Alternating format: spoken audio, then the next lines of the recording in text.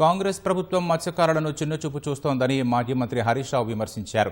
2 ఏళ్లలో చెరువుల్లో చేప పిల్లలను వదిలే పథకాన్ని నీరుగార్చారన్నారు. మెదక్ జిల్లా రామాయంపేటలో పలువురు బీఆర్ఎస్ నాయకులతో పాటు ముదిరాజు నాయకులు హరీష్ రావును ఆయన నివాసంలో కలిశారు. ఈ సందర్భంగా పలువురు బీఆర్ఎస్లో చేరారు. ప్రభుత్వ ప్రజా వ్యతిరేక విధానాల వల్లే బీఆర్ఎస్కు ప్రజల్లో మంచి ఆదరణ లభిస్తోందన్నారు. రాబోయే రోజుల్లో బీఆర్ఎస్కు మంచి రోజులు రానున్నాయన్నారు. అందరూ కలిసికట్టుగా పార్టీ అభివృద్ధికి కృషి చేయాలని ఆయన సూచించారు. కాంగ్రెస్ పార్టీ అధికారంలోకి వచ్చిన తర్వాత చేతి వృత్తులను చిన్నచూపు చూశారు. ముఖ్యంగా మత్స్యకారులను చిన్నచూపు చూస్తూ ఉన్నారు.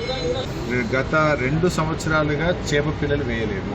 కానీ వీళ్ళు టెండర్లు ఆలస్యం చేయడం వల్ల, టెండర్లలో ఎవరూ పాల్గొనకపోగా, ప్రభుత్వం బడ్జెట్ కేటాయించకపోవడం వల్ల ఇవాళ వృత్తి దెబ్బతినే ప్రమాదం ఏర్పడింది. ముఖ్యంగా బీసీలకు సప్లైన్ అని చెప్పి మోసం చేశారు. ముదిరాజులను బీసీ ఏలో చేర్స్తామని కూడా కాంగ్రెస్ ప్రభుత్వం ఈరోజు మాట తప్పింది.